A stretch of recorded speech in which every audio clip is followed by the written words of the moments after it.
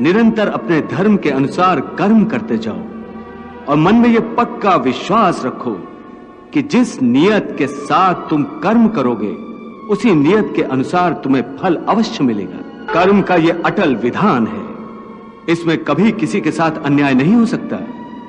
हे अर्जुन, प्राणी का कोई भी कर्म नष्ट नहीं होता, मनुष्य को अपने हर कर्म का फल अवश्य मिलता है। इस तरह प्राणी के कर्मों के अनुसार उन कर्मों का फल हर मनुष्य के प्रारब्ध में लिख दिया जाता है।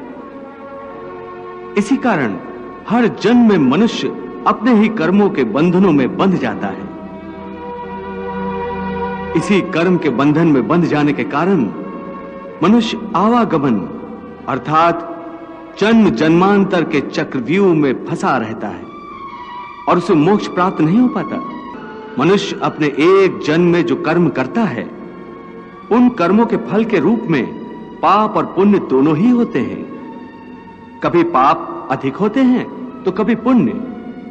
दोनों का दुख सुख भोगते हुए मनुष्य अपने नए जीवन में जो कर्म करता है उनका हिसाब पाप पुण्य के खाते में नए सिरे से लिख दिया जाता है।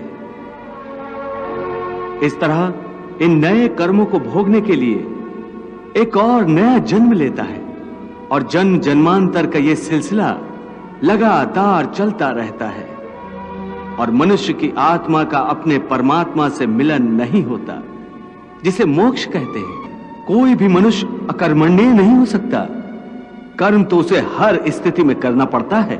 हे पार्थ, सन्यासी भी कर्मों का त्याग नहीं करते, न ही कर सकते हैं।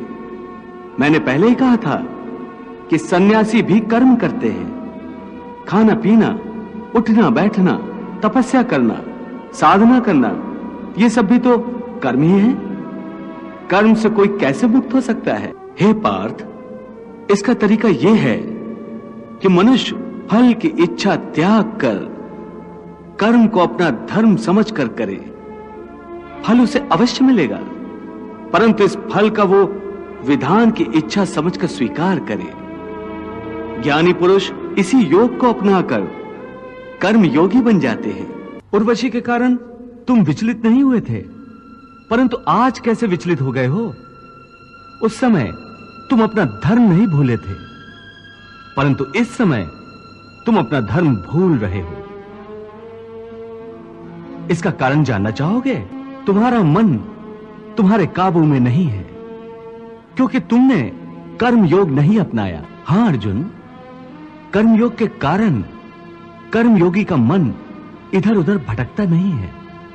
हे पार्थ, इसलिए तुम निष्काम कर्मयोग की साधना करो। और निष्काम कर्मयोग की सबसे बड़ी विशेषता यह है कि तुम कर्म करते हुए भी कर्म के बंधनों में बांधे नहीं जाओगे। इसका बड़ा ही सहज तरीका है। तुम कर्म फल में आसक्ति मत रखो, परंतु क्या इच्छा करने से मनुष्य को फल की प्राप्ति होती है?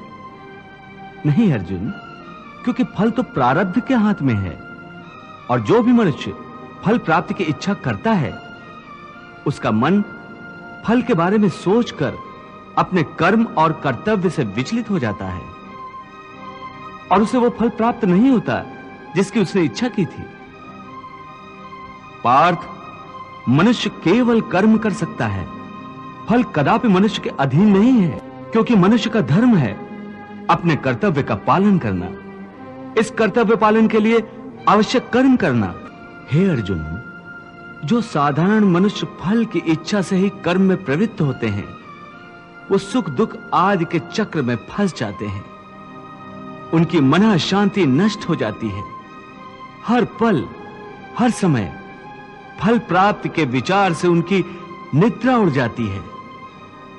हे पार्थ, तुम दुर्योधन और उसके भाई को ही देखो।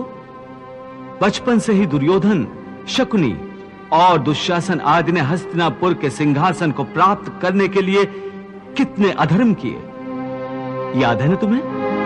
उन्होंने जब भीम भैया को पानी में फेंक दिया था